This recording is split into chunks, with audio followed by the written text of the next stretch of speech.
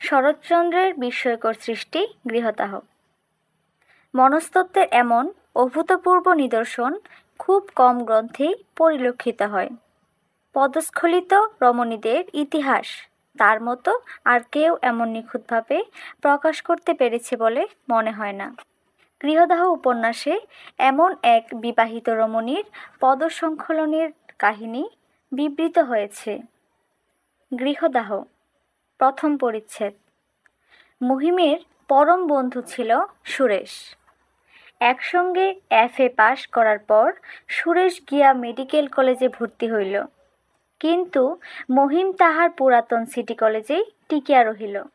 সুরেশ অভিমান ক্ষুণ্ণ কণ্ঠে কহিল, মহিম, আমি বারবার বলছি BA MA পাশ করে কোনো লাভ হবে না, এখনো সময় আছে, তোমারও মেডিকেল কলেজে ভর্তি হওয়া উচিত। মহিম সহাস্যে কহিল, হওয়া তো উচিত, কিন্তু খরচের কথাটাও তো ভাবা উচিত। খরচ এমনই কি বেশি যে তুমি দিতে পারো না? তাছাড়া তোমার স্কলারশিপও আছে। মহিম হাসি মুখে চুপ করিয়া রহিল। সুরেশ অধীর হইয়া কহিল, না না, হাসি নয় মহিম, আর দেরি করলে চলবে না। তোমাকে এরই মধ্যে অ্যাডমিশন নিতে হবে, তা বলে দিচ্ছি। খরচপত্রের কথা পরে বিবেচনা করা যাবে। মহিম কহিল, আচ্ছা। সুরেশ বলিল, দেখো মহিম, কোনটা যে তোমার সত্যকারের আচ্ছা আর কোনটা নয় তা আজ পর্যন্ত আমি বুঝে উঠতে পারলুম না, কিন্তু পথের মধ্যে তোমাকে সত্য করিয়ে দিতে পারলুম না, কারণ আমার কলেজে দেরি হচ্ছে। কিন্তু কাল পরশুর মধ্যে এর যা হোক একটা কিনারা না করে আমি ছাড়ব না।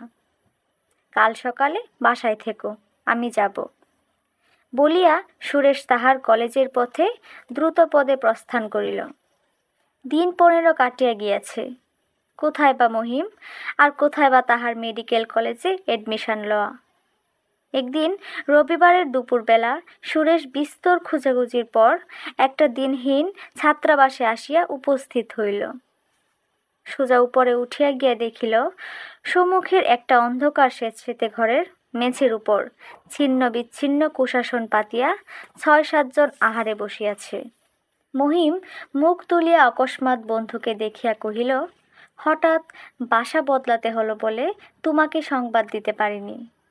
সন্ধান করলে কি করে? সুরেশ তাহার কোনো উত্তর না দিয়া থপ করিয়া চৌখাটের উপর বসিয়া পড়ল এবং একদৃষ্টে ছেলেদের আহার্যের প্রতি চাহিয়া রহিল। অত্যন্ত মোটা চালের অন্ন, জলের মতো কি ডাল, শাক, ডাঁটা এবং কচু দিয়া একটা তরকারি, এবং তাহারই পাশে 2 টুকরা পোড়া পোড়া কুমড়ো বাছা। দধি নাই, দুগ্ধ নাই, কোনো প্রকার মিষ্ট নাই, 1 টুকরা মাছ পর্যন্ত কাহারও পাতে পড়িল না। সকলের সঙ্গে মহিম অম্লান মুখে নিরতিশয় পরিতৃপ্তির সহিত এইগুলো ভোজন করিতে লাগিল। কিন্তু চাহিয়া চাহিয়া সুরেশের 2 চক্ষু জলে ভরিয়া উঠিল। সে কোনো মতে মুখ ফিরাইয়া অশ্রু মুছিয়া উঠিয়া দাঁড়াইল। সামান্য কারণে সুরেশের চোখে জল আসিয়া পড়িত। আহারান্তে মহিম তাহার ক্ষুদ্র শয্যার উপর আনিয়া বন্ধুকে যখন বসাইল, তখন সুরেশ রুদ্ধস্বরে কহিল, বারবার তোমার অত্যাচার সহ্য করিতে পারি না মহিম। মহিম নিরীহভাবে জিজ্ঞাসা করিল, তার মানে? সুরেশ কহিল, তার মানে এমন কদর্য বাড়ি যে শহরের মধ্যে থাকতে পারে, এমন ভয়ানক বিশ্রী খাওয়াও যে কোনো মানুষ মুখে দিতে পারে, চোখে না দেখলে আমি কোনো মতেই বিশ্বাস করতে পারতাম না। তা যাই হোক, এ জায়গার তুমি সন্ধান পেলেই বা কি রূপে? আর তোমার সাবেক বাসা, তা সে যত মন্দই হোক, তার সঙ্গে এর তুলনাই হয় না, তাই বা পরিত্যাগ করলে কেন? বন্ধু স্নেহ বন্ধুর বুকে আঘাত করিল। মহিম আর তাহার নির্বিকার গাম্ভীর্য বজায় রাখিতে পারিল না। আর্দ্রস্বরে কহিল, সুরেশ, তুমি আমার গ্রামের বাড়ি দেখনি, তাহলে বুঝতে এ বাসায় আমার বিন্দুমাত্র ক্লেশ হতে পারে না। আর খাওয়া, আরও 5 জন ভদ্র সন্তান যা স্বচ্ছন্দে খেতে পারে, আমি পারব না কেন?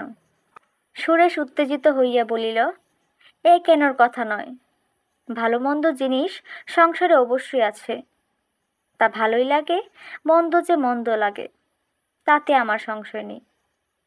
আমি শুধু জানতে চাই, তোমার এত দুঃখ করবার প্রয়োজন কি হয়েছে? মহিম চুপ করিয়া মৃদু মৃদু হাসিতে লাগিল, কথা কহিল না। সুরেশ কহিল, তোমার প্রয়োজন তোমার থাক, আমি জানতে চাই না, কিন্তু আমার প্রয়োজন তোমাকে উদ্ধার করে নিয়ে যাওয়া। আমি গাড়ি ডেকে তোমার জিনিসপত্র এখনই আমাদের বাড়িতে নিয়ে যাব।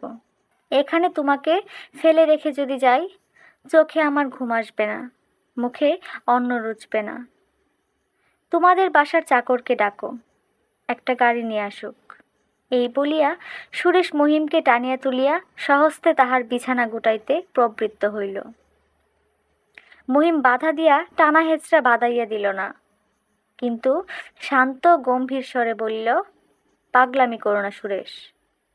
সুরেশ চোখ তুলিয়া কহিল, পাগলামি কিসের? তুমি যাবে না? না। কেন যাবে না? আমি কি তোমার কেউ নই?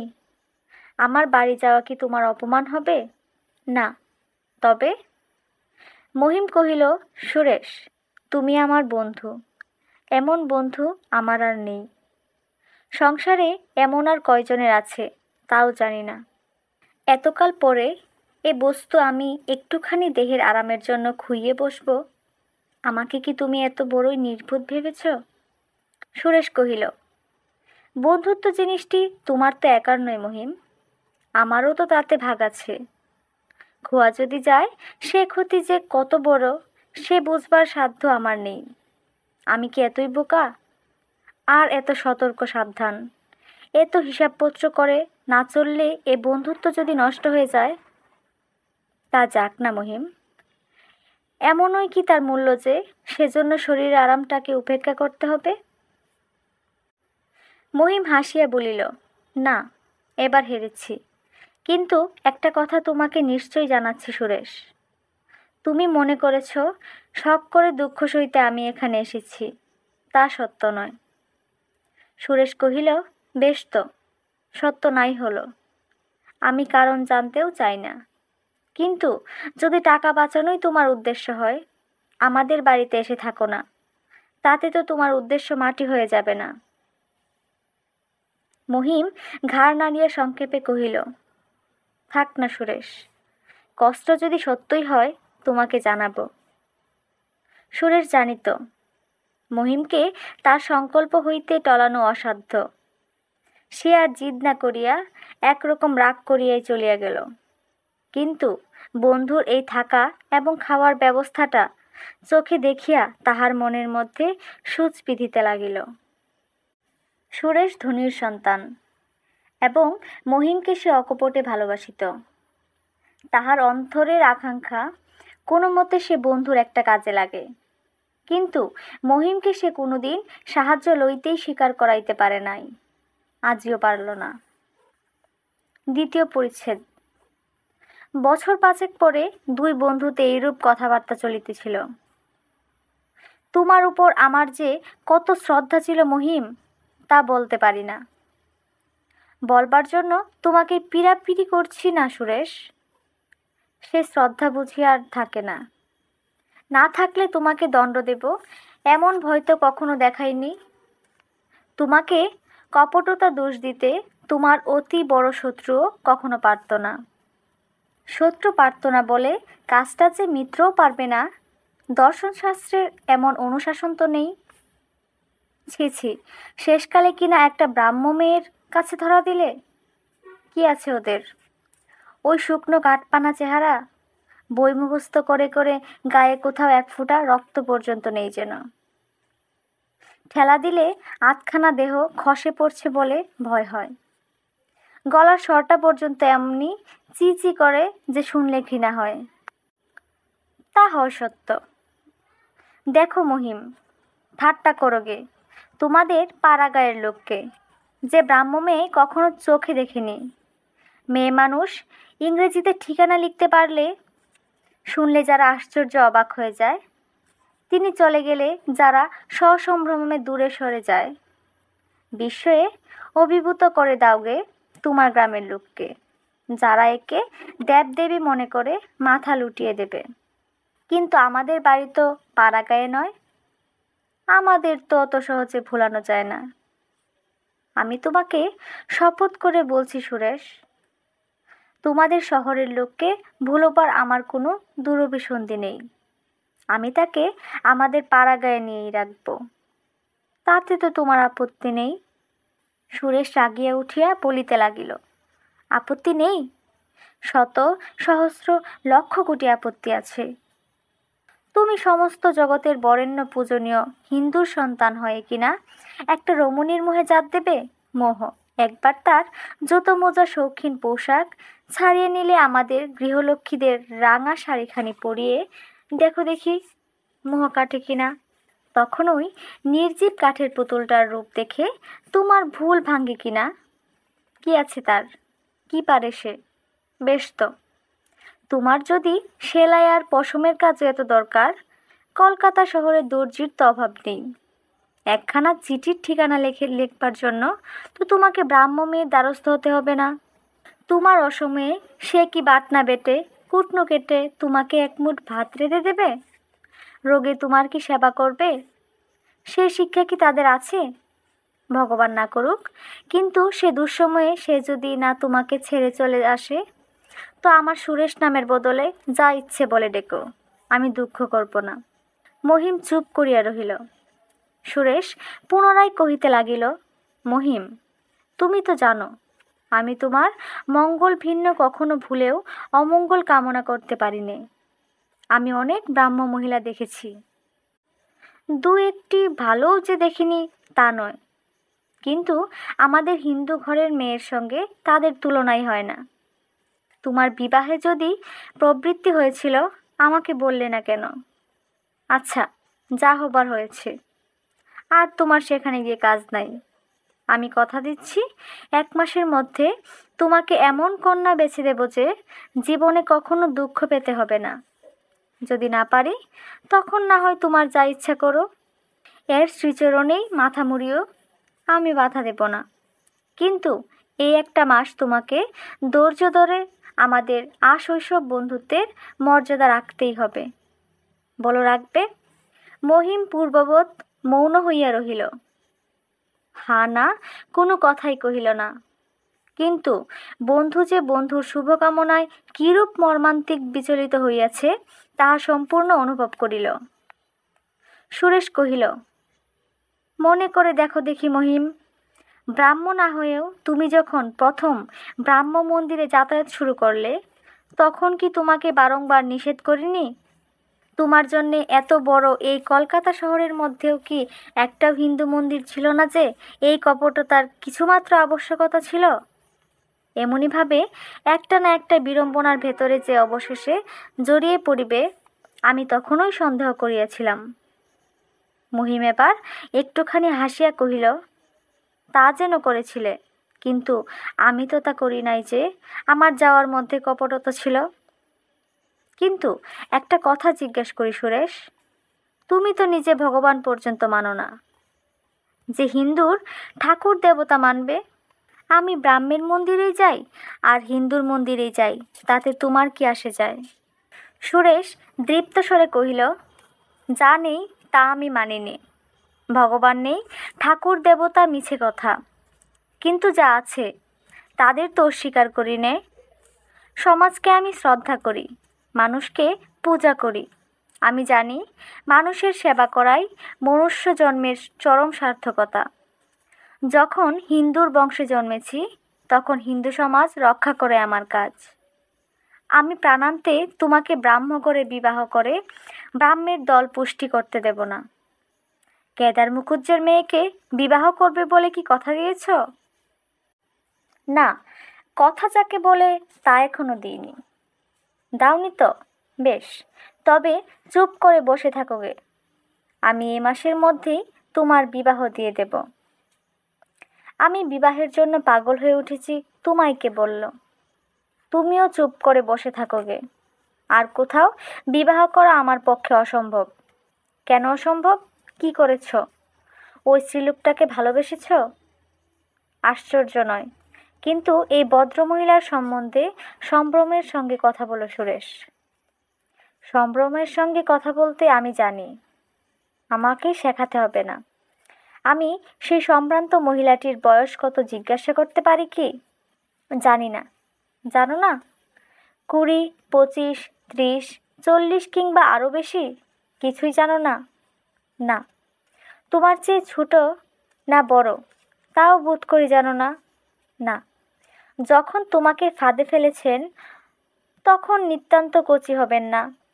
অনুমান করা বোধ করি অসঙ্গত নয়, কি বলো? না, তোমার পক্ষে কিছুই অসঙ্গত নয়।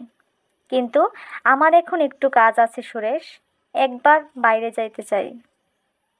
সুরেশ কহিল, বেশ তো মহিম, আমারও এখন কিছু কাজ নেই, চলো তোমার সঙ্গে একটু ঘুরে আসি। দুই বন্ধুই পথে বাহির হইয়া পড়িল। কিছুক্ষণ চুপ করিয়া চলার পর সুরেশ ধীরে ধীরে কহিল, তোমাকে আজ যে ইচ্ছে করে ব্যথা দিলাম, এ কথা বোধ করি বুঝিয়ে বলবার প্রয়োজন নেই। মহিম কহিল, না। সুরেশ তেমনি মৃদুকণ্ঠে প্রশ্ন করিল, কেন দিলাম মহিম? মহিম হাসিল, কহিল, পূর্বেরটা যদি না বুঝালেও বুঝে থাকি, আশা করি এটাও তোমাকে বুঝাতে হবে না। তাহার একটা হাত সুরেশের হাতের মধ্যে ধরা ছিল। সুরেশ আর্দ্রচিত্তে তাহাতে ঈষৎ একটু চাপ দিয়ে বলিল, না মহিম, তোমাকে বুঝাতে চাই না। সংসারে সবাই ভুল বুঝতে পারে, কিন্তু তুমি আমাকে ভুল বুঝবে না।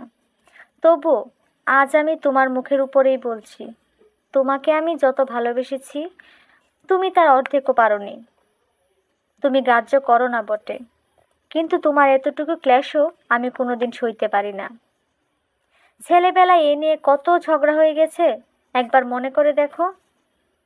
এখন এতকাল পরে যার জন্য আমাকেও পরিত্যাগ করছো মহিম, তাকে নিয়ে জীবনে সুখী হবে যদি নিশ্চয় জানতাম, আমার সমস্ত দুঃখ আমি হাসি মুখে সহ্য করতে পারতাম, কখনো একটা কথাও কইতাম না। মহিম কহিল, তাকে নিয়ে সুখী না হতে পারি, কিন্তু তোমাকে ত্যাগ করব কেমন করে জানলে? তুমি করো বা না করো, আমি তোমাকে ত্যাগ করব। কেন? আমি তো তোমার ব্রাহ্মবন্ধু হতেও পারতাম। না, কোনো মতেই না। ব্রাহ্মদের আমি দু চক্ষে দেখতে পারি না, আমার ব্রাহ্মবন্ধু একটিও নেই। তাদের দেখতে পারো না কেন? অনেক কারণ আছে। একটা এই যে, যারা আমাদের সমাজকে মন্দ বলে ফেলে গেছে, তাদের ভালো বলে আমি কোনো মতেই কাছে টানতে পারি না। তুমি তো জানো আমাদের সমাজের প্রতি আমার কত মমতা। সে সমাজকে যারা দেশের কাছে বিদেশের কাছে সকলের কাছে হেয় বলে প্রতিপন্ন করতে চায়, তাদের ভালো তাদের থাক, আমার তারা শত্রু। মহিম মনে মনে অসহিষ্ণু হইয়া উঠিতেছিল। কহিল, এখন কি করতে বলো তুমি? সুরেশ কহিল, তাই তো এতক্ষণ ধরে ক্রমাগত বলছি। আচ্ছা, আরও একবার বলো। এই যুবতীটির মোহ তোমাকে যেমন করে হোক কাটাতে হবে। অত্যন্ত একটা মাস দেখা করতে পারবে না, কিন্তু তাতেও যদি না কাটে, যদি মোহের বড় আরও কিছু থাকে? সুরেশ ক্ষণকাল চিন্তা করিয়া কহিল, ওসব আমি বুঝি না মহিম। আমি বুঝি তোমাকে ভালোবাসি, এবং আরও কত বেশি ভালোবাসি আমার আপনার সমাজকে। তবে একটিবার ভেবে দেখো তোমার ছেলেবেলার সেই বসন্তের কথাটা, আর মঙ্গেরের গঙ্গায় নৌকা ডুবে যখন দুজনেই মরতে বসেছিলাম। বিস্মৃত কাহিনী স্মরণ করিয়া দিলাম বলে আমাকে মাপ করো মহিম। আমার আর কিছু বলবার নেই, আমি চললাম। বলিয়া সুরেশ অকস্মাৎ দ্রুত বেগে পিছন ফিরিয়া চলিয়া গেল। তৃতীয় পরিচ্ছেদ। সুরেশের একদিকে গায়ে জোর ছিল যেমন অসাধারণ, অন্যদিকে অন্তরটা ছিল তেমনি কোমল, তেমনি স্নেহশীল। পরিচিত অপরিচিত কাহারও কোনো দুঃখ কষ্টের কথা শুনিলে তাহার কান্না আসিত। সে ছেলেবেলায় কখনো একটা মশামাছি পর্যন্ত মারিতে পারিত না। জৈন মারোয়ারিদের দেখা দেখি কতদিন সে পকেট ভরিয়া সুজি এবং চিনি লইয়া স্কুল কামাই করিয়া গাছতলায় গাছতলায় ঘুরিয়া পিপিলিকা ভোজন করাইয়াছে। জীবনে কতবার যে মাছ মাংস ছাড়িয়াছে এবং ধরিয়াছে তাহার সংখ্যা নাই। যাহাকে ভালোবাসিত তাহার জন্য কি করিয়া যে কি করিবে তাহা ভাবিয়া পাইত না।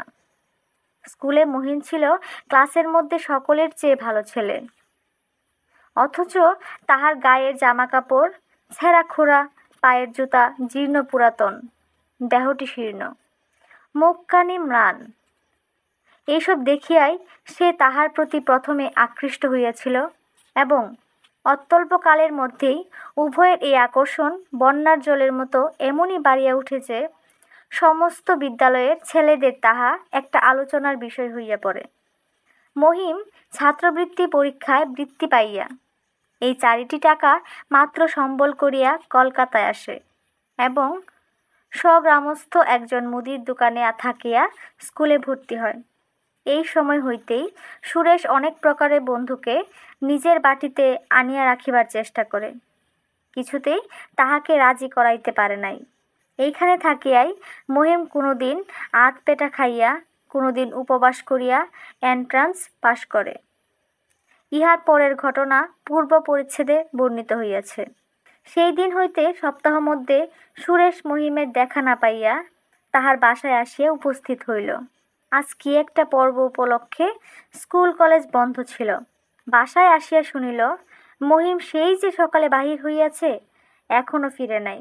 সে যে পটলডাঙ্গার কেদার মুখুজ্জের বাড়িতেই ছুটির দিনটা কাটাইতে গিয়াছে, সুরেশের তাহাতে সংশয় মাত্র রহিল না। যে নির্লজ্জ বন্ধু তাহার আশৈশব শখের সমস্ত মর্যাদা সামান্য একটা স্ত্রীলোকের মোহে বিসর্জন দিয়া 7টা দিনও ধৈর্য ধরিতে পারিল না, ছুটিয়া গেল। মুহূর্তের মধ্যেই তাহার বিরুদ্ধে একটা বিদ্বেষের বহ্নি সুরেশের বুকের মধ্যে আকস্মিক অগ্ন্যুৎপাতের মতো প্রজ্বলিত হইয়া উঠিল।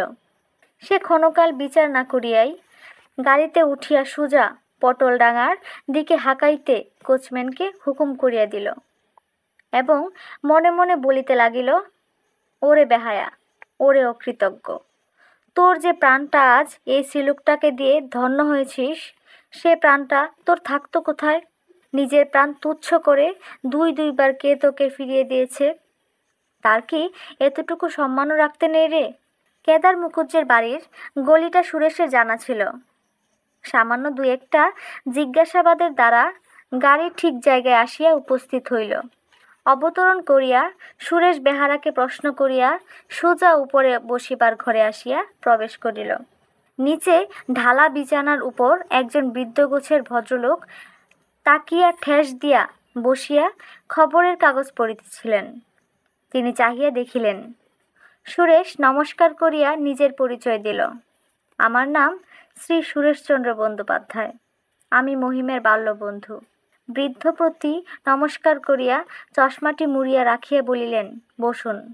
সুরেশ আসন গ্রহণ করিল। মহিমের বাসায় এসে শুনলাম সে এখানে আছে, তাই মনে করলাম এই সুযোগে মহাশয়ের সঙ্গেও একবার পরিচিত হয়ে যাই। বৃদ্ধ বলিলেন, আমার পরম সৌভাগ্য আপনি এসেছেন, কিন্তু মহিমও এদিকে 10-12 দিন আসেননি। আমরা আজ সকালে ভাবছিলাম কি জানি তিনি কেমন আছেন। সুরেশ মনে মনে একটু আশ্চর্য হইয়া কহিল, কিন্তু তার বাসার লোক যে বললে। বৃদ্ধ কহিলেন, আর কোথাও গেছেন বোধহয়। যা হোক, ভালো আছেন শুনে নিশ্চিন্ত হলেন। পথে আসিতে আসিতে সুরেশ যে সকল উদ্ধত্ত সংকল্প মনে মনে স্থির করিয়া রাখিয়াছিল, বৃদ্ধের সম্মুখে তাহাদের ঠিক রাখিতে পারিল না। তাহার শান্ত মুখে ধীর মৃদু কথাগুলি তাহার ভিতরের উত্তাপ অনেক পরিমাণে শীতল করিয়া দিল। তথাপি সে নিজের কর্তব্যও বিস্মৃত হইল না। সে মনে মনে এই বলিয়া নিজেকে উত্তেজিত করিতে লাগিল যে ইনি যত ভালোই হন, ব্রাহ্ম তো বটে, সুতরাং ইহার সমস্ত শিষ্টাচারই কৃত্রিম। ইহারা এমনই করিয়াই নির্বোধ ভুলাইয়া নিজেদের কাজ আদায় করিয়া লন। অতএব এই সমস্ত শিকারী প্রাণীদের সম্মুখে কোনো মতেই আত্মবিস্মৃত হইয়া কাজ ভুলিলে চলিবে না। যেমন করিয়াই হোক ইহাদের গ্রাস হইতে বন্ধুকে মুক্ত করিতে হইবে। সে কাজের কথা পারিল। কহিল, মহিম আমার ছেলেবেলার বন্ধু, এমন বন্ধু আমার আর নেই। যদি অনুমতি করেন তাহার সম্বন্ধে আপনার সঙ্গে 2-একটা কথার আলোচনা করি। বৃদ্ধ একটুখানি হাসিয়া বললেন, স্বচ্ছন্দে করতে পারেন। আপনার নাম আমি তার মুখে শুনেছি। সুরেশ কহিল, মহিমের সঙ্গে আপনার কন্যার বিবাহ স্থির হয়ে গেছে? বৃদ্ধ কহিলেন, হ্যাঁ, সে একরকম স্থির বৈকি। সুরেশ কহিল, কিন্তু মহিম তো আপনাদের ব্রাহ্ম সমাজভুক্ত নয়, তবুও বিবাহ দেবেন? বৃদ্ধ চুপ করিয়া রহিলেন।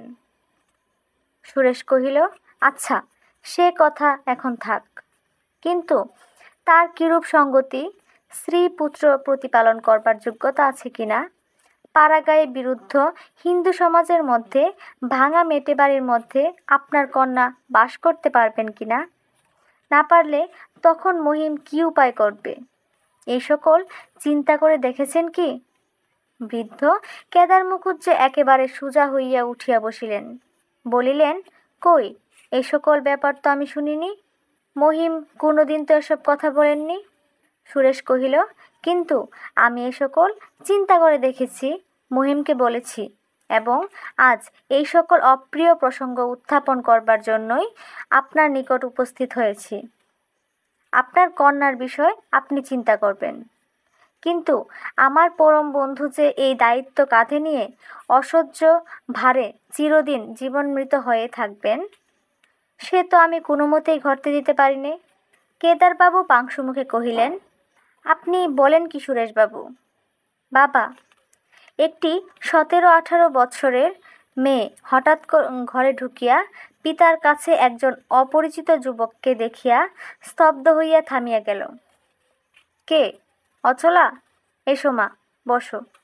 লজ্জা কি মা, ইনি আমাদের মহিমের পরম বন্ধু। মেয়েটি একটুখানি অগ্রসর হইয়া হাত তুলিয়া সুরেশকে নমস্কার করিল। সুরেশ দেখিল মেয়েটি উজ্জ্বল শ্যামবর্ণ, ছিপছিপে পাতলা গড়ন, কপোল, চিবুক, ললাট সমস্ত মুখের ডৌলটি অতিশয় সুশ্রী এবং সুকুমার। চোখ দুটির দৃষ্টিতে একটি স্থির বুদ্ধির আভা। নমস্কার করিয়া সে অদূরে উপবেশন করিল। সুরেশ তাহার মুখের পানে চাহিয়া চক্ষের পলকে মুগ্ধ হইয়া গেল। তাহার পিতা বলিয়া উঠিলেন, মহিমের ব্যাপারটা শুনেছ মা? আমরা ভেবে মরছিলাম সে আসে না কেন। ওই শোনো, ইনি পরম বন্ধু বলেই তো কষ্ট করে জানাতে এসেছিলেন, নইলে কি হতো বলো তো? কে জানতো সে এমন বিশ্বাসঘাতক, এমন মিথ্যাবাদী। তার পাড়াগাঁয়ে শুধু একটা মেটে ভাঙা বাড়ি, তোমাকে খাওয়াবে কি? তার নিজেরই মোটা ভাত কাপড়ের সংস্থান নেই। ও কি ভয়ানক! এমন লোকের মনের মধ্যেও এত বিষ ছিল? কথা শুনিয়া অচলার মুখ পাণ্ডুর হইয়া গেল, কিন্তু সুরেশের মুখের উপরেও কে যেন কালি লেপিয়া দিল। সে নির্বাক কাঠের পুতুলের মতো মেয়েটির পানে চাহিয়া স্থির হইয়া বসিয়া রহিল। চতুর্থ পরিচ্ছেদ। সুরেশের একবার মনে হইল তাহার নিষ্ঠুর সত্য অচলার বুকের ভিতর গিয়া যেন গভীর হইয়া বিঁধিল, কিন্তু পিতা সেদিকে দৃকপাতও করিলেন না, বরঞ্চ কন্যাকে ইঙ্গিত করিয়া বলিতে লাগিলেন, সুরেশবাবু, আপনি যে প্রকৃত বন্ধুর কর্তব্য করতে এসেছেন, এ কথা আমরা কেউ যেন ভ্রমেও না অবিশ্বাস করি। হোক না অপ্রিয়, হোক না কঠোর, কিন্তু তবুও যে এই সার্থক ভালোবাসা। মা যখন তার পীড়িত শিশুকে অন্ন হতে বঞ্চিত করেন, সে কি তার কঠোর ঠেকে না? কিন্তু তবুও তো সে কাজ তাকে করতে হয়। সত্য বলছি সুরেশবাবু, মহিম যে আমাদের প্রতি এত বড় অন্যায় করতে পারেন, এ আমি স্বপ্নেও ভাবিনি। বছর 2 পূর্বে সমাজে যখন তার কথায় ব্যবহারে মুগ্ধ হয়ে আমি নিজেই তাকে সসম্মানে বাড়িতে ডেকে এনে অচলার সঙ্গে আলাপ করিয়ে দেই, সে কি এমনি করেই তার প্রতিফল দিলে? ও, এত বড় প্রবঞ্চনা আমার জীবনে দেখিনি বলিয়া কেদারবাবু ভিতরের আবেগে উঠিয়া ঘরের মধ্যে পায়চারি করিতে লাগিল। সুরেশ এবং অচলা উভয় নীরবে এবং অধোমুখে বসিয়া রহিল। কেদারবাবু হঠাৎ একসময় দাঁড়াইয়া পড়িয়া মেয়েকে উদ্দেশ্য করিয়া বলিয়া উঠিলেন, না মা অচলা, এ চলবে না, কোনো মতেই না। সুরেশবাবু, আপনি যেমন কর্তব্য সকলের উপরে রেখে বন্ধুর কাজ করতে এসেছেন, আমিও সেই কর্তব্যকেই সম্মুখে রেখে পিতার কাজ করব। অচলার সঙ্গে মহিমের সম্বন্ধটা যতদূর অগ্রসর হয়েছে, তাতে যদি বিনা প্রমাণে আমার বাড়ির দরজা তার মুখের উপর বন্ধ করে দেই, ঠিক হবে না। সেই জন্য একটা প্রমাণ চাই। আপনি মনে করবেন না সুরেশবাবু, আপনার কথায় আমরা বিশ্বাস করতে পারিনি, কিন্তু এটা আমার কর্তব্য। কি মা অচলা, একটা প্রমাণ নেওয়া আমাদের উচিত কি না? উভয়ই তেমনি নীরবে বসিয়া রহিল। উচিত অনুচিত কোনো মন্তব্যই কেহ প্রকাশ করিল না। কেদারবাবু ক্ষণকাল অপেক্ষা করিয়া বলিলেন, কিন্তু এ প্রমাণের ভার আপনারই উপর সুরেশবাবু। মহিমের সাংসারিক অবস্থা জানা তো দূরের কথা, কোন গ্রামে যে তার বাড়ি তাই আমরা জানি নে। বেহারা আসিয়া জানাইল, নিচে বিকাশবাবু অপেক্ষা করিতেছেন। সংবাদ শুনিয়া কেদারবাবু শুষ্ক হইয়া উঠিলেন। বলিলেন, আজ তো তার আসবার কথা ছিল না। আচ্ছা, বলগে, আমি যাচ্ছি। ফিরিয়া দাঁড়াইয়া কহিলেন, সুরেশবাবু, আমাকে মিনিট 5 মাপ করতে হবে। লোকটাকে বিদায় করে আসি। যখন এসেছে তখন দেখা না করে তো নড়বে না। মা অচলা সুরেশবাবুকে আমাদের পরম বন্ধু বলে মনে করবে। যা তোমার জানবার প্রয়োজন এর কাছে জেনে নাও, আমি এলাম বলে। বলিয়া তিনি নিচে নামিয়া গেলেন। তখন মুহূর্তকালের জন্য চোখাচোখি করিয়া উভয়েই মাথা হেঁট করিল। সুরেশ কিছুক্ষণ চুপ করিয়া থাকিয়া ধীরে ধীরে কহিল, আমরা উভয়েই আশৈশব বন্ধু, কিন্তু তার ব্যবহারে আপনার কাছে আমার লজ্জায় মাথা হেঁট হয়ে গেছে। অচলা মৃদুকণ্ঠে কহিল, তার জন্য আপনার কোনো লজ্জার কারণ নেই। সুরেশ কহিল, আপনি বলেন কি? তার এই কপট আচরণে, এই পাষণ্ডের মতো ব্যবহারে আমি বন্ধু হয়ে যদি লজ্জা না পাই, তো আর কে পাবে বলুন তো দেখি? কিন্তু তখনই তো আমার বোঝা উচিত ছিল যে সে যখনই আমাকেই আগাগোড়া গোপন করে গেছে, তখন ভিতরে কোথাও একটা বড় রকমের গলদ আছেই। অচলা কহিল, আমরা ব্রাহ্ম সমাজের, কিন্তু আপনি সমাজের কোনো লোকের কোনো সংস্রবে থাকতে চান না বলেই বোধ করি তিনি আমাদের উল্লেখ আপনার কাছে করেননি। কথাটা সুরেশের ভালো লাগিল না। অচলা যে তাহারই মুখের উপর মহিমের দুষ্খালনের চেষ্টা করিবে, ইহা সে ভাবে নাই। শুষ্ক স্বরে জিজ্ঞাসা করিল, এ খবর আপনি মহিমের কাছে শুনেছেন আশা করি? অচলা মাথা নাড়িয়া কহিল, হ্যাঁ, তিনি একদিন বলেছিলেন। সুরেশ বলিল, আমার দোষের কথা সে বলতে ভুলেনি দেখছি। অচলা ম্লানভাবে একটুখানি হাসিয়া কহিল, এ আর দোষের কথা কি? সকল মানুষের প্রবৃত্তি একরকমের নয়। যারা আপনাদের সংস্রব ছেড়ে চলে গেছে, তাদের যদি আপনাদের ভালো না লাগে, তো আমি দোষের মনে করতে পারিনি। এই উত্তরটা যদিচ সুরেশের মনের মতো, এবং আর কোথাও শুনিলে হয়তো সে লাফাইয়া উঠিত, কিন্তু এই সংযতবাদিনী তরুণী ব্রাহ্ম মহিলার মুখ হইতে ব্রাহ্ম সমাজের প্রতি তাহার একান্ত বিতৃষ্ণার কথা শুনিয়া আজ তাহার বিন্দুমাত্র আনন্দোদয় হইল না।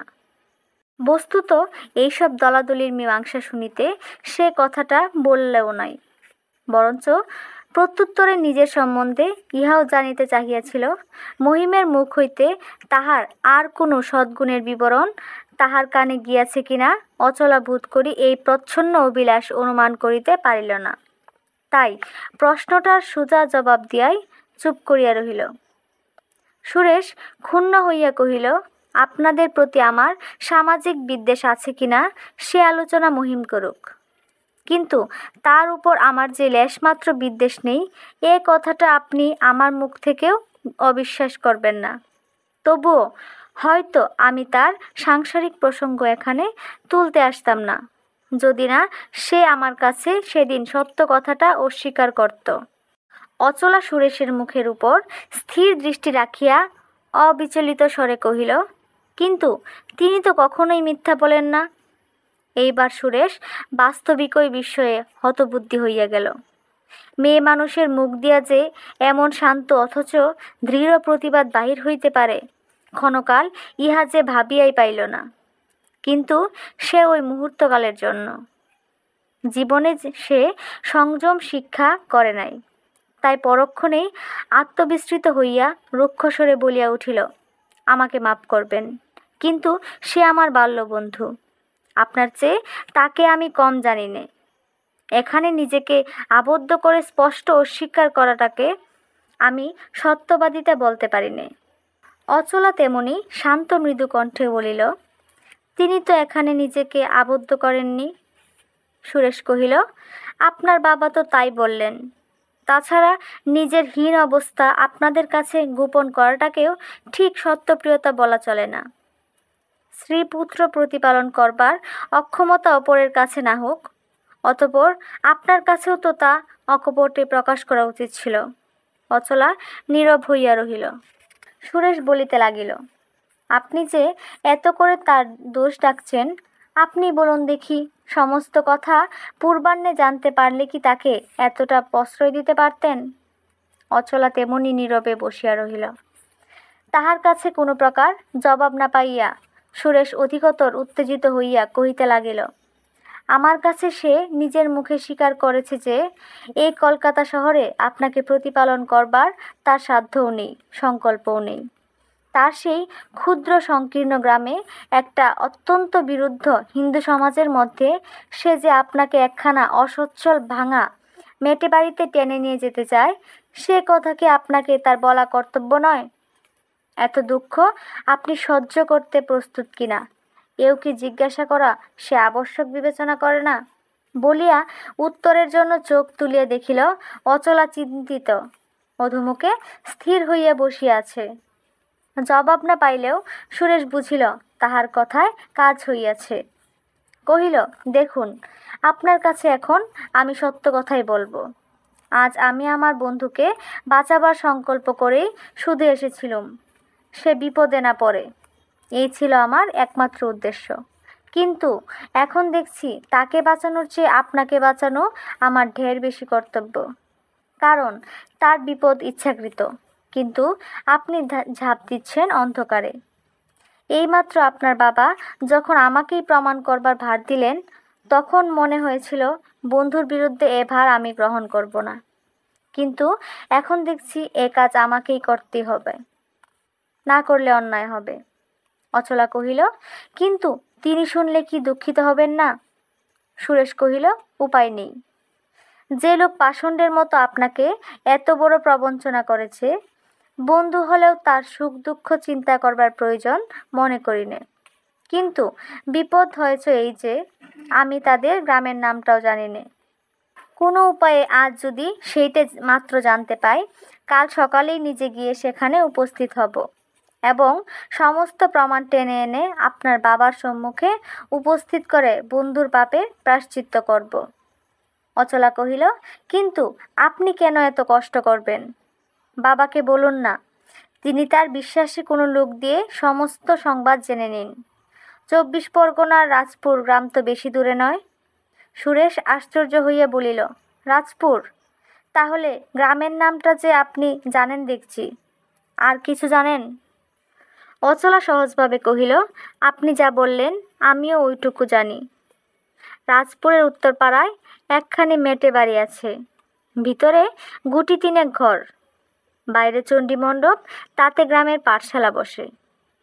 সুরেশ জিজ্ঞাসা করিল, মহিমের সাংসারিক অবস্থা? অচলা কহিল, সেই বিষয়ে আপনি যা বলেছেন তাই। সামান্য কিছু সম্পত্তি আছে, তাতে কোনো মতে দুঃখ কষ্টে গ্রাসাচ্ছাদন চলে মাত্র। সুরেশ কহিল, আপনি তো তাহলে সমস্তই জানেন দেখছি।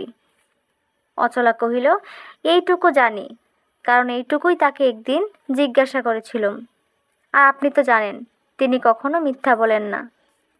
সুরেশ সমস্ত মুখ কালিবর্ণ করিয়া কহিল, যখন সমস্তই জানেন, তখন আপনাদের সতর্ক করতে আসাটা আমার পক্ষে নিতান্তই একটা বাহুল্য কাজ হয়েছে।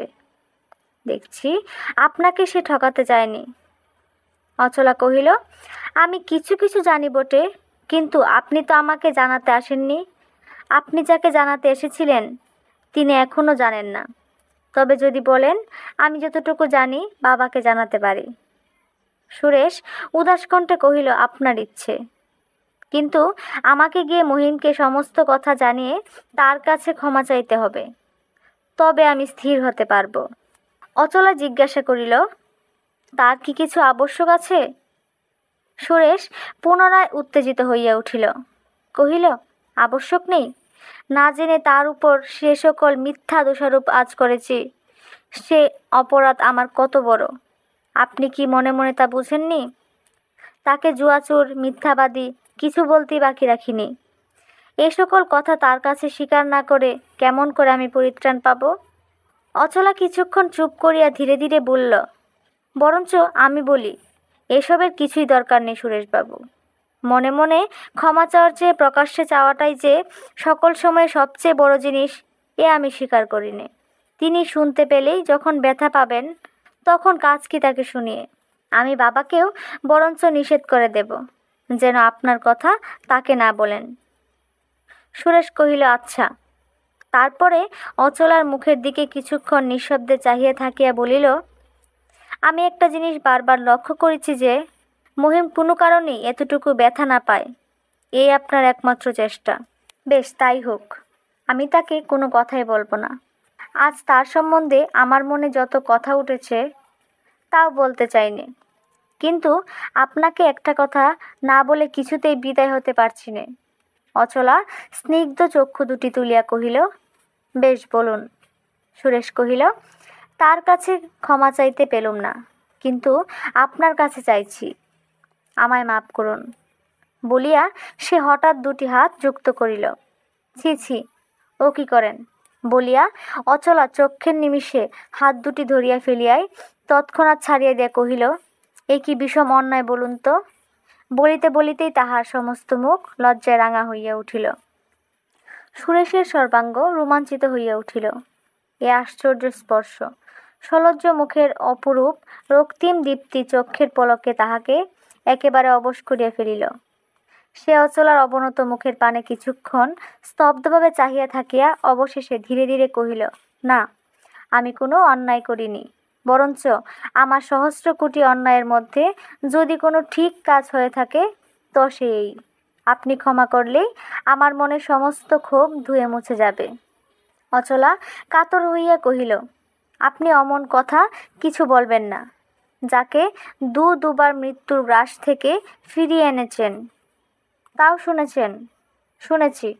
আপনার মতো সুহৃদ তার আর কে আছে? না, বোধ হয় আপনি ছাড়া আর কেউ নেই। আর সেই সুবাদে আমরা দুজন। অচলার মুখের উপর আবার একটুখানি রাঙা আভা দেখা দিল। সে কহিল, হ্যাঁ বন্ধু, আপনি তাকে মরণের পথ থেকে ফিরিয়ে এনেছেন, তাই তার সম্বন্ধে আপনার কোনো কাজই আমি অন্যায় বলে ভাবিতে পারিনি। মনের মধ্যে কোনো ক্ষোভ, কোনো লজ্জা আপনি রাখবেন না।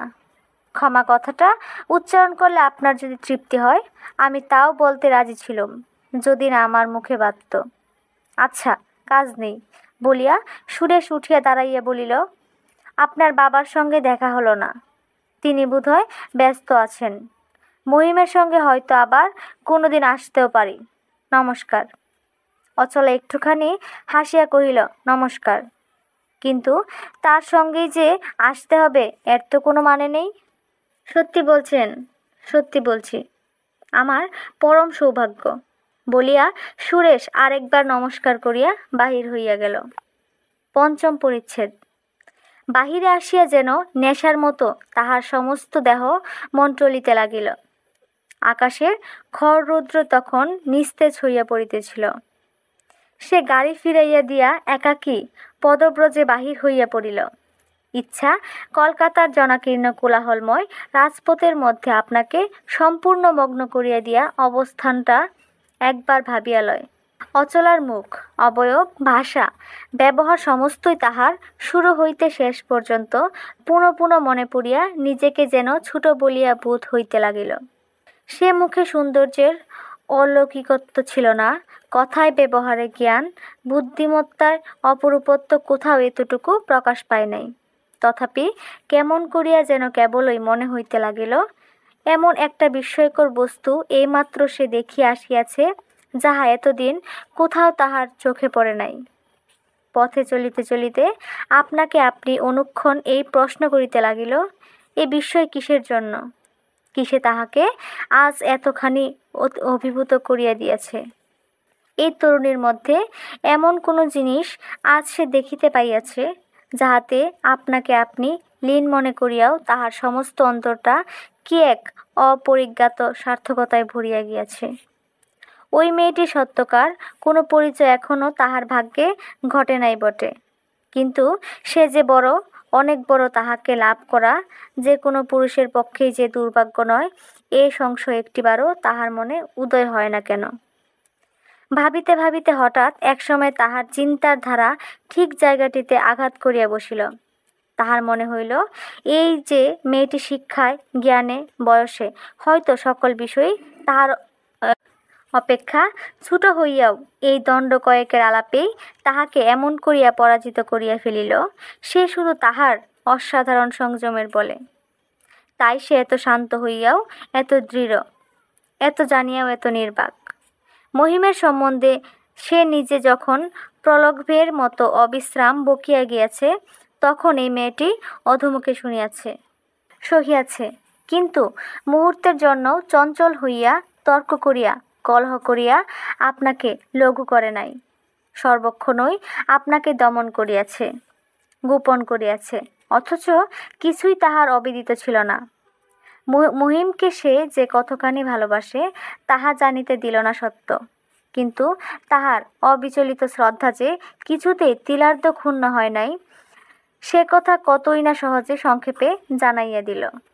এ বিদ্যা যে মহিমের কাছেই শেখা এবং ভালো করিয়াই শেখা, এ কথা সে বহুবার আপনাকে আপনি বলিতে লাগিল, এবং তাহার নিজের মধ্যে শিশুকাল হইতেই সংযম জিনিসটার একান্ত অভাব ছিল বলিয়া ইহারও এতখানি প্রাচুর্য আর একজনের মধ্যে দেখিতে পাইয়া তাহার শিক্ষিত ভদ্র অন্তঃকরণ আপনা আপনি এই গৌরবময়ীর পদতলে মাথা নত করিয়া ধন্যবোধ করিল।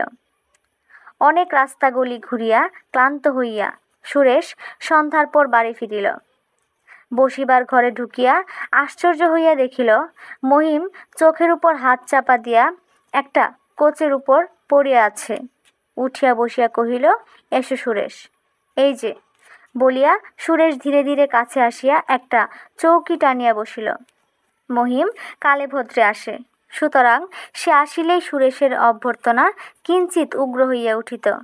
আজ কিন্তু তাহার মুখ দিয়া আর কোনো কথাই বাহির হইল না। মহিম মনে মনে বিস্ময়াপন্ন হইয়া কহিল, বাসায় ফিরে এসে শুনি তুমি গিয়েছিলে, তাই মনে করলুম দয়া করে একবার দেখা দিয়ে আসি। না হে, কতদিন পরে এলে, মনে করতে পারো? মহিম হাসিয়া কহিল, পারি, কিন্তু সময় করে উঠতে পারিনি যে, বলিয়া লক্ষ্য করিয়া কহিল, গ্যাসের আলোকে সুরেশের মুখের চেহারা অত্যন্ত ম্লান এবং কঠিন দেখাইতেছে। তাহাকে প্রসন্ন করিবার অভিলাষে স্নিগ্ধস্বরে পুনরায় কহিল, তোমার রাগ হতে পারে, এ আমি হাজারবার স্বীকার করছি সুরেশ, কিন্তু বাস্তবিকই সময় পাইনে। আজকাল পড়াশোনার চাপও একটু আছে, তাছাড়া সকালে বিকালে গোটা 2 টিউশনি। আবার টিউশনি নেওয়া হয়েছে? মহিম তাহার ঠিক জবাবটা এড়াইয়া গিয়া জিজ্ঞাসা করিল, আমাকে খুঁজেছিলে, বিশেষ কিছু দরকার ছিল কি? সুরেশ কহিল, তুমি আজ না এলে আমাকে আবার কাল সকালে যেতে হতো। মহিম কারণ জানিবার জন্য জিজ্ঞাসু মুখে চাহিয়া রহিল। সুরেশ অনেকক্ষণ পর্যন্ত নিঃশব্দে তাহার পায়ের জুতা জোড়ার পানে চাহিয়া থাকিয়া কহিল, তুমি এর মধ্যে বোধ করি কেদারবাবুর বাড়িতে আর যাওনি? মহিম কহিল, না। কেন যাওনি? আমার জন্যে তো? আচ্ছা, তোমার সেই প্রতিশ্রুতি থেকে তোমাকে আমি মুক্তি দিলুম, তোমার ইচ্ছা মতো সেখানে যেতে পারো। মহিম হাসিল, যাব না, এমন প্রতিজ্ঞা করেছিলাম বলে তো আমার মনে হয় না। সুরেশ বলিল, না হয় ভালোই, তবুও আমার তরফ থেকে যদি কোনো বাধা থাকে তো সে আমি তুলে নিলুম। এটা অনুগ্রহ না নিগ্রহ সুরেশ? তোমার কি মনে হয় মহিম? চিরকাল যা মনে হয় তাই। সুরেশ কহিল, তার মানে আমার খামখেয়াল, এই না? তা বেশ, তোমার যা ইচ্ছে মনে করতে পারো, আমার আপত্তি নেই। শুধু যে বাধাটা আমি দিয়েছিলুম সেইটাই আজ সরিয়ে দিলুম, কিন্তু তার কারণ জিজ্ঞাসা করতে পারি কি? খেয়ালের কি কারণ থাকে যে তুমি জিজ্ঞাসা করলে আমাকে বলতে হবে? মহিম ক্ষণকাল মৌন থাকিয়া গম্ভীর হইয়া বলিল, কিন্তু সুরেশ, তোমার খেয়ালের বশেই যে সমস্ত সংসার বাধা পড়বে আর উঠে যাবে, এ হলে হয়তো ভালোই হয়, কিন্তু বাস্তব ব্যাপারে তা হয় না। তোমার যেখানে বাধা নেই, আমার সেখানে বাধা থাকতে পারে। তার মানে তুমি সেদিন ব্রাহ্ম মহিলাদের সম্বন্ধে যত কথা বলেছিলে, আমি তা ভেবে দেখেছি। ভালো কথা, সেদিন বলেছিলে 1 মাসের মধ্যে আমার জন্য পাত্রী স্থির করে দেবে। তার কি হলো? সুরেশ মুখ তুলিয়া দেখিল মহিম গাম্ভীর্যের আড়ালে তীব্র পরিহাস করিতেছে। সেও গম্ভীর হইয়া জবাব দিল, আমি তো ভেবে দেখলুম মহিম, ঘটকালি করা আমার ব্যবসা নয়। তারপরে হাসিয়া কহিল, কিন্তু তামাশা থাক, এতদিন আমার মান করেছে বলে তোমাকে সহস্র ধন্যবাদ, কিন্তু আজ যখন আমার হুকুম পেলে, তখন কাল সকালে একবার সেখানে যাচ্ছ তো? না, কাল সকালে আমি বাড়ি যাচ্ছি। কখন ফিরবে? 10-15 দিনও হতে পারে, আবার মাসখানেক দেরি হতেও পারে। মাসখানেক? না মহিম, সে হবে না, বলিয়া অকস্মাৎ সুরেশ ঝুঁকিয়া পড়িয়া মহিমের ডান হাতটা নিজের হাতের মধ্যে টানিয়া লইয়া কহিল, আর আমার অপরাধ বাড়িও না মহিম, কাল সকালে একবার যাও, তিনি হয়তো তোমার পথ চেয়ে বসে আছেন। বলিতেই তার কণ্ঠস্বর কাঁপিয়া গেল। মহিমের বিস্ময়ের সীমা পরিসীমা রহিল না।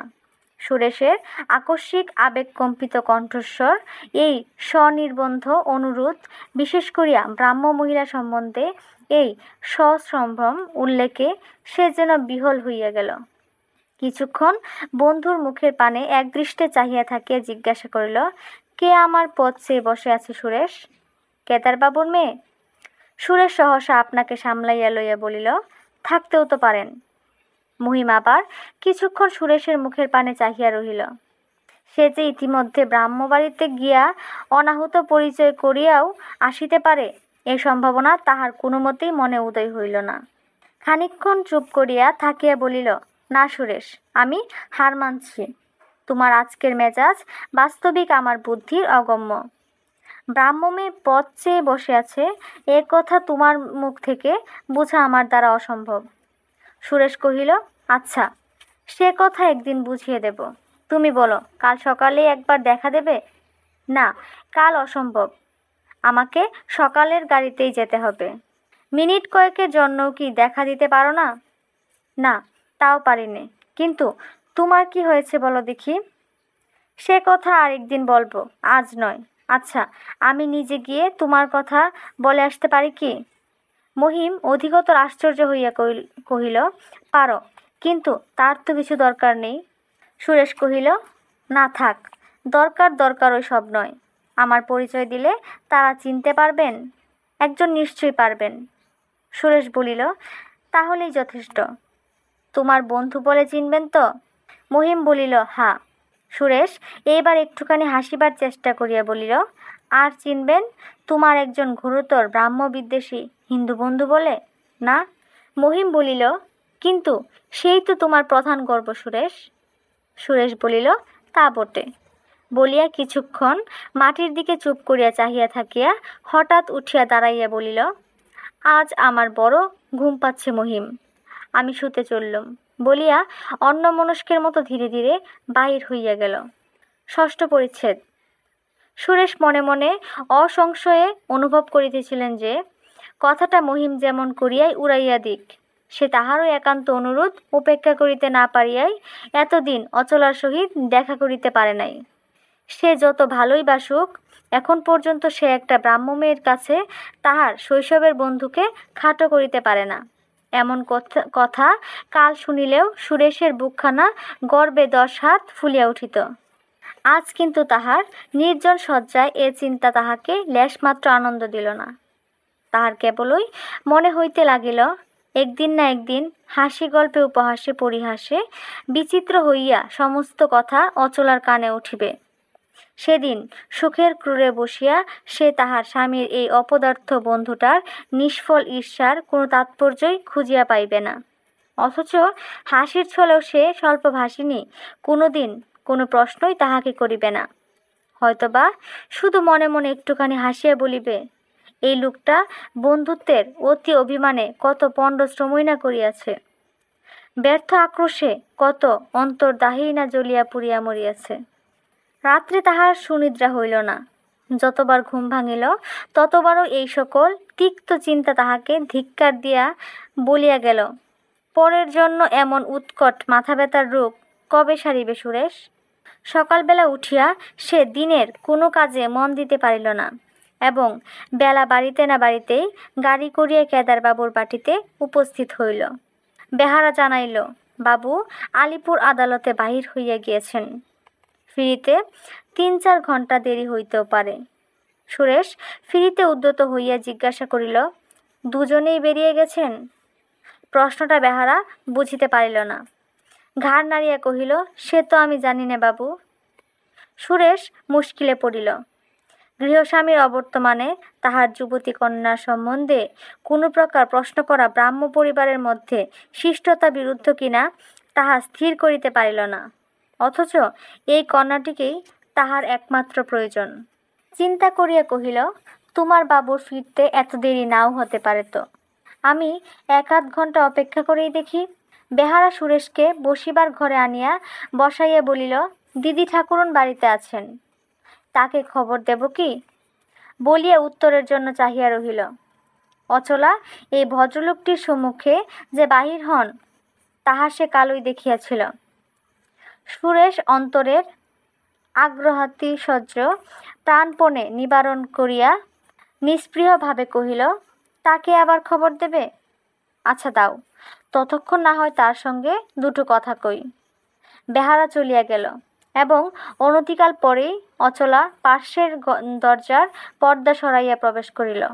সুরেশ উঠিয়া দাঁড়াইয়া কহিল, মহিম যে বাড়ি চলে গেল। এত করে বললুম আপনার সঙ্গে একবার দেখা করে যেতে, কিন্তু কোনো মতেই কথা শুনলে না। এমন একটা। অচলার মুখ মুহূর্তের মধ্যেই সাদা হইয়া গেল, কিন্তু নমস্কার করিয়া একটা চৌকিতে উপবেশন করিয়া মৃদু কণ্ঠে কহিল, যাওয়া বোধ করি খুব বেশি দরকার। বাড়িতে কারো অসুখ বিসুখ করেনি তো? নমস্কার করিতে দেখিয়া সুরেশ অপ্রতিভ হইয়া প্রতি নমস্কার করিল এবং নিজের অনাবশ্যক উত্তেজনার সঙ্গে অচলা শান্ত ধীর কথাগুলি ওজন করিয়া শতগুণ লজ্জিত এবং কুণ্ঠিত হইয়া উঠিল। কণ্ঠস্বর যথাসাধ্য সহজ ও স্বাভাবিক করিয়া বলিল, দরকার যাই হোক, সে এমন কি ভয়ানক হতে পারে যে অত্যন্ত ২ মিনিটের জন্য এসেও একবার আপনাকে সে বলে যেতে পারে না? আর যখন কবে ফিরবে তার কোনো ঠিকানা নেই। আপনিই বলুন, বাড়িতেই বা তার কি আছে যার অসুখের জন্য তাকে এভাবে যেতে হয়? আমি তো মরে গেলেও এমন করে চলে যেতে পারতুম না। অচলার মুখের উপর দিয়ে একটা সলজ্জ স্নিগ্ধ হাসি খেলিয়া গেল। কহিল, আপনার এখনো কেউ হয়নি বলেই একথা বললেন, কিন্তু হলে ঠিক ওর মতোই অবহেলা করে চলে যেতেন, এ আমি নিশ্চয়ই বলছি। সুরেশ তাহার বসিবার চৌকির হাতলের উপর সজোর একটা চপেটাঘাত করিয়া কহিল, কখনো না। আমাকে আপনি চেনেন না, তাই একথা বলতে পারলেন, কিন্তু চিনলে পারতেন না। অচলা কহিল, বেশ তো, এখন থেকে তো চিনতে পারবো, আর কেউ হলে জানতেও পারবো। কি বলেন? সুরেশ কহিল, নিশ্চয়, ১০০ বার। তাছাড়া মহিমের মতো আমি বন্ধুর কাছে কোনো কথা গোপন করে রাখতেও পারিনে, রাখা ভালোও মনে করিনে। বলিয়া হঠাৎ উত্তেজিত হইয়া বলিয়া উঠিল, আপনি বলছেন হলে জানতে পারবেন, কিন্তু আমি বলছি যে আপনাকে না জানিয়ে, আপনার মত না নিয়ে এসব কখনো হবেই না, কারণ আপনাকে মহিমের সঙ্গে পৃথক করে দেখবার সাধ্য আমার নেই। আপনারা আমার কাছে আজ অভিন্ন। অচলা সলজ্জ হাসি মুখে মাথা নাড়িয়া বলিল, আচ্ছা, সে তখন দেখা যাবে, কিন্তু আপনাকে যাচাই করার শুভদিন না আসা পর্যন্ত আমি কিন্তু আপনার বন্ধুকে দোষী করতে পারবো না সুরেশবাবু। সুরেশ সহসা গম্ভীর হইয়া কহিল, সে আপনার ইচ্ছে, কিন্তু আমাকে যাচাই করবার শুভদিন এ জন্মে ঘটবে কিনা সন্দেহ। কিন্তু সে যাক, আজ সকালেই কেন আপনাদের কাছে এসেছি জানেন? কাল রাত্রে আমি ঘুমোতে পারিনি, না এলে আজও পারবো না তাও জানতুম। আমি অনেক অপরাধ করেছি, তার সমস্ত একটি একটি করে আজ আপনার কাছে স্বীকার করে আমি যাব। আমি তাই এসেছি। তাহার প্রবল বিরুদ্ধতা অচলার অবিদিত ছিল না, তাই সে শঙ্কিত মুখে চুপ করিয়া চাহিয়া রহিল। সুরেশ বলিতে লাগিল, কাল সন্ধ্যার পর বাড়ি ফিরে গিয়ে দেখি মহিম বসে আছে। ভালো কথা, আপনি নিশ্চয়ই জানেন আমি ব্রাহ্মদের দু চক্ষে, অর্থাৎ কিনা ব্রাহ্ম সমাজটাকে আমি তেমন ভালো মনে করি নে। অচলা ঘাড় নাড়িয়া কহিল, হ্যাঁ, আমি জানি। সুরেশ বলিতে লাগিল, জানবেন বই কি, কিন্তু এ কথাটাও ভুলবেন না যে আমি তখন আপনাকে চিনতুম না। তাই মহিমকে অনুরোধ করি সে যেন অন্তত একটা মাস এখানে না আসে। কেন জানেন?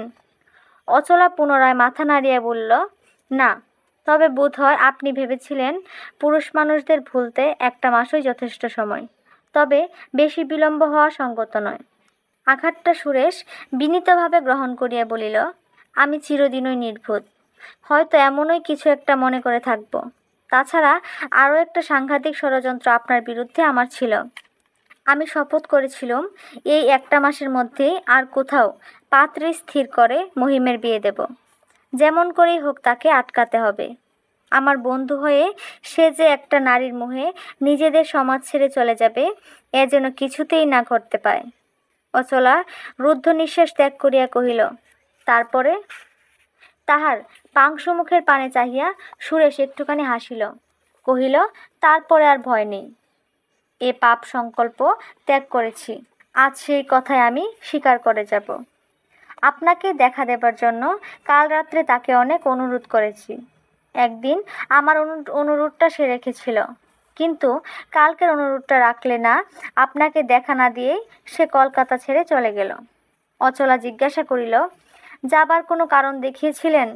সুরেশ কহিল, না, দরকার আছে, এইমাত্র। অচলা আরেকটা নিঃশ্বাস ত্যাগ করিয়া যেন আপনাকে আপনি বলতে লাগিল, দরকার দরকার, চিরকাল তার মুখে এই কথাই শুনে আসছি, চিরদিন প্রয়োজনই তার সর্বস্ব। সুরেশ কহিল, একটা চিঠি লিখেও তো সে আপনাকে জানাতে পারত। অচলা ধীরে ধীরে মাথা নাড়িয়ে বলিল, না, চিঠি তিনি লেখেন না। সুরেশ ক্ষণকাল চুপ করিয়া থাকিয়া মুখ তুলিয়া চাহিল। বলিল, কি প্রয়োজন তাও কখনো বলে না? তার সুখ দুঃখ ভালো মন্দ সমস্তই তার একার? স্বার্থপর, কখনো কাউকে তার ভাগ দিলে না। এই নিয়ে কত দুঃখ সে যে ছোটবেলা থেকে আমাকে দিয়ে এসেছে, বোধ করি তার সীমা নেই। নিষ্ঠুর, দিনের পর দিন নিজে উপোস করে আমার প্রতিদিনের খাওয়া পড়া তিক্ত বিষাক্ত করেছে, কিন্তু কখনো কোনো দিন আমার মুখ চেয়েও আমার হাত থেকে কিছু নেয়নি। আমার ভয় হয়, যে পাষাণকে নিয়ে আমি কখনো সুখ পাইনি, তাকে নিয়ে আপনি কি সুখী হতে পারবেন? বলিতে বলিতেই অকস্মাৎ তাহার চোখ দুটো অশ্রুজলে ঝকঝক করিয়া উঠিল। তাড়াতাড়ি মুছিয়া ফেলিয়া জোর করিয়া একটুখানি হাসিয়া বলিল, দেখুন, আমার বাইরেটা ভারী শক্ত দেখতে, কিন্তু ভিতরটা তেমনি দুর্বল। মহিমের ঠিক তার উল্টো। তবু আমাদের মতো বন্ধুত্ব সংসারে বোধ করি খুব কমই ছিল। অচলা নতমুখে মৃদু কণ্ঠে বলিল, সে আমি জানি সুরেশবাবু, এবং আরও জানি যে সে বন্ধুত্ব আজও তেমনি অক্ষয় হয়ে আছে। শৈশবের সমস্ত পূর্ব স্মৃতি সুরেশের বুকের ভিতর আলোড়িত হইয়া উঠিল। অশ্রুরুদ্ধ কণ্ঠে বলিয়া উঠিল, যখন জানেনই তখন এই ভিক্ষা আজ আমাকে দিন যে অজ্ঞানে যে শত্রুতা আপনাদের করেছি, সে অপরাধ আর যেন আমার বুকে না বেঁধে। তাহার কণ্ঠস্বর আবেগে পুনরায় রুদ্ধ হইয়া আসিল, এবং এই একান্ত ব্যাকুলতায় অচলার নিজের অন্তরটাও যেন দুলিয়া দুলিয়া উঠিল। সে উদ্গত অশ্রু গোপন করিতে অকস্মাৎ মুখ ফিরাইয়াই দেখিল তাহার পিতা দ্বারের সম্মুখে আসিয়া উপস্থিত হইয়াছেন। কেদারবাবু সুরেশকে দেখিয়া খুশি হইয়া বলিয়া উঠিলেন, এই যে সুরেশবাবু। সুরেশ দাঁড়াইয়া নমস্কার করিল।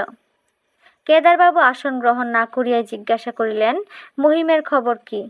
তাকে তো দেখছি নে। সুরেশ বলিল, মহিম অত্যন্ত প্রয়োজনে সকালের গাড়িতেই বাড়ি চলে গেল। এই খবর জানাবার জন্যেই আমি এলুম। কেদারবাবু বিস্ময়াপন্ন হইয়া কহিলেন, বাড়ি চলে গেল? বলিয়াই সহসা জ্বলিয়া উঠিয়া কহিতে লাগিলেন, সে বাড়ি যাক, থাক, আমাদের তাতে আর কোনো প্রয়োজন নেই। কিন্তু তুমি বাবা সুরেশ, যখন সময় পাবে বাড়ির ছেলের মতো এখানে এসো, যেও। আমার বড় আনন্দ হবে। কিন্তু তোমার সেই মিথ্যাচারী বন্ধু রত্নটি যেন আর কখনো এ বাড়িতে মুখ না দেখায়। দেখা হলে বলে দিও তার আর কোনো লজ্জা না থাক, অন্তত অপমানের ভয়টা যেন থাকে। সুরেশ ঘাড় হ্যাট করিয়া রহিল। তাহার মনের ভাব অনুমান করিবার চেষ্টা করিয়া কেদারবাবু সোৎসাহে বলিয়া উঠিলেন, না না সুরেশ, তোমার লজ্জা বোধ করবার এতে কোনো কারণ নেই, বরঞ্চ কর্তব্য করবার গৌরব আছে। তুমি বুঝতে পারছো না যে কি বিপদ থেকে আমাদের পরিত্রাণ করেছ এবং কতদূর পর্যন্ত আমরা তোমার কাছে কৃতজ্ঞ। মেয়ের দিকে চাহিয়া কহিলেন, আমি কাল থেকে এই বড় আশ্চর্য হচ্ছি অচলা, সে এক লোকটা সুরেশের মতো ছেলের সঙ্গে বন্ধুত্ব করেছিল কি করে, আর কি করেই বা এতদিন ধরে সেটা বজায় রেখেছিল। একটুখানি থামিয়া বলিলেন, যে এ পারে সে যে আমাদের মতো দুটি নিরীহ মানুষকে ভুলিয়ে রাখবে, এ বেশি কথা নয়, মানি। কিন্তু এও বড় অদ্ভুত যে এই লোকটা বাস্তবিক কি, কেমন, এটুকু অনুসন্ধান করার কথাও আমার মতো প্রবীণ বয়সের লোকের মনেও একটা দিন ওঠেনি। আশ্চর্য। সুরেশ কথা কহিল না। কেদারবাবুর মুখের প্রতি মুখ তুলিয়া চাহিতে পর্যন্ত পারিল না। কেদারবাবু ক্ষণকাল অপেক্ষা করিয়া নিজের পোশাকের প্রতি দৃষ্টিপাত করিয়া বলিলেন, আমার অনেক কথা জিজ্ঞাসা করার আছে বাবা, একটু বসো, আমি এগুলো ছেড়ে আসি। বলিয়া প্রস্থানের উদ্যোগ করিতেই সুরেশ কহিল, আমার বেলা হয়ে গেছে, আজ যাই, আরেকদিন বসব। বলিয়া ব্যস্ত হইয়াই উঠিয়া পড়িল এবং কোনো মতে একটা নমস্কার সারিয়া লইয়া তাহার সঙ্গে সঙ্গেই বাহির হইয়া গেল। কিন্তু পরদিন সকালেই আবার তাহাকে দেখিতে পাওয়া গেল এবং পরদিনও ঠিক এই সময়েই তাহার গাড়ির শব্দ আসিয়া থামিল। কিন্তু ইহার পরদিনও আবার যখন তাহার গাড়ির শব্দ শোনা গেল, তখন বেলা হইয়াছে। পিতাকে স্নানাহারের তাগিদ দিয়া অচলা উঠিবার চেষ্টা করিতেছে, কিন্তু তাহার আর উঠা হইল না। তিনি সুরেশকে সানন্দে আহ্বান করিয়া লইয়া গল্প শুরু করিয়া দিলেন।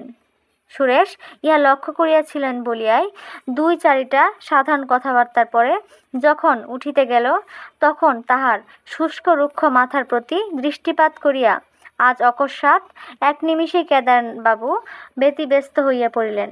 বলিলেন, এখনো তো তোমার স্নানাহার হয়নি সুরেশবাবু? সুরেশ সহাস্যে কহিল, আমার আহার একটু বেলাতেই হয়। কেদারবাবু তাহা কানেই লইলেন না। বলিতে লাগিলেন এবং এক নিমিষেই একেবারে ব্যস্ত সমস্ত হইয়া উঠিলেন, এখনো খাওয়া নেওয়া হয়নি?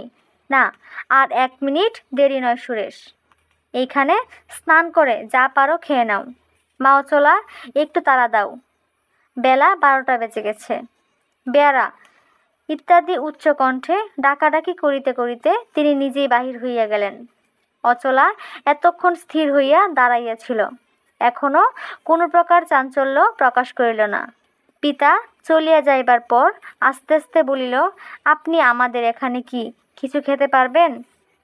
সুরেশ মুখ তুলিয়া অচলার মুখের পানে কিছুক্ষণ চাহিয়া থাকিয়া বলিল, আপনি কি বলেন?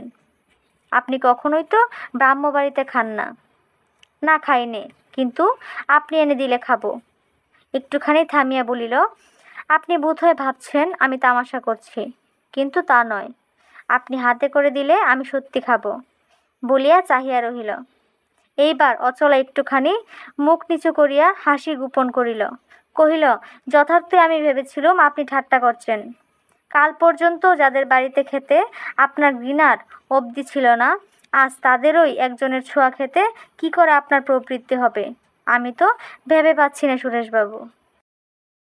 ভিডিওটি ভালো লাগলে অবশ্যই লাইক কমেন্ট করে সাথে থাকবেন। ধন্যবাদ।